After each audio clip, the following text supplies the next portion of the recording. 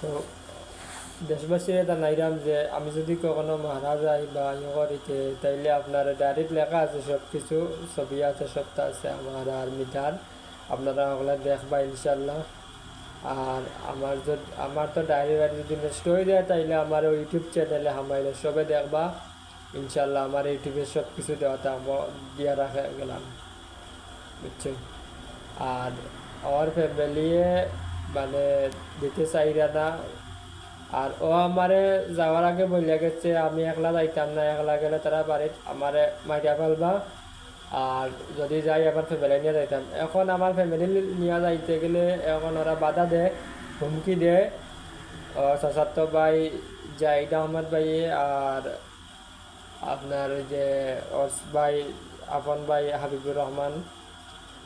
তো এটা আমি ইউটিউবে স্মৃতি হিসাবে রাখিয়া দিলাম, আর কিচ্ছু না। তো আমি ওদের কারণে ইমো হোয়াটসঅ্যাপ কাটিছি, আর কাটছি আমার আরও অনেক কারণ আছে, ফ্যামিলিগত কারণও আছে। সবাই আমার সন্দেহ করে, আমার মারা ধরা করছেন, তারপরে আমি কিচ্ছু কইরাম না, এর বাদেও আমি চুপচাপ আছি। আমার সান্ত্বনা দিদি দিরা সব মানে সব কিছু করিয়া রাখলা, তারপরেও আমি কিচ্ছু কথা কইতাম না। তো আমারও অবস্থা বেশি ভালো না, আপনারা হলে দোয়া করবো আমার লাগে ইনশাল্লাহ।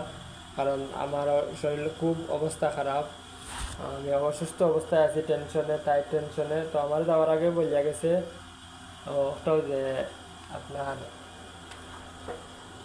অন্য কোনো কারো বিয়া দিলে তাই আত্মহত্যা করবো, আত্মহত্যা করবো। বিদায় আমি এখন আর কিছু কইরাম না, তারা কাছ থেকে আমি আমার বিদায় নিয়ে আসছি। হাবিবুর বাইরে কইছে আমার সুন্দরভাবে বিদায় দিলেও আমি চুপচাপ আইমু সুন্দর মতে, আর আপনার ভিতরে ডিস্টার্বও করতাম না।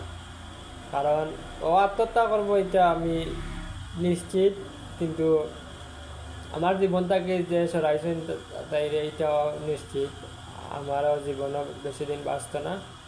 তো তাই যেদিন যেখানে বিয়া দিন না জোর করিয়া এদিন আমিও নিজেও কিবা আত্মহত্যা করতাম পারে।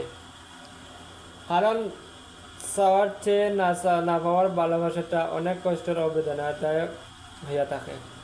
তো আপনারা ইনশাল্লাহ এটা আমি সেটি হিসাবে রাখিয়ে গেলাম। আর আমার ডায়েরির মূল বিষয়গুলি তুলিয়া রাখা আছে, আপনারা ডায়েরি পড়লে বুঝতে পারবা। তো আপনারা ভালো থাকবা, সুস্থ থাকবা, আর সব সময় নিজের খেয়াল রাখবা।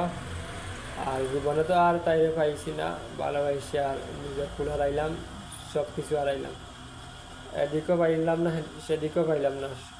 ভালো থাকবা, আল্লাহ হাফিজ, গুড বাই।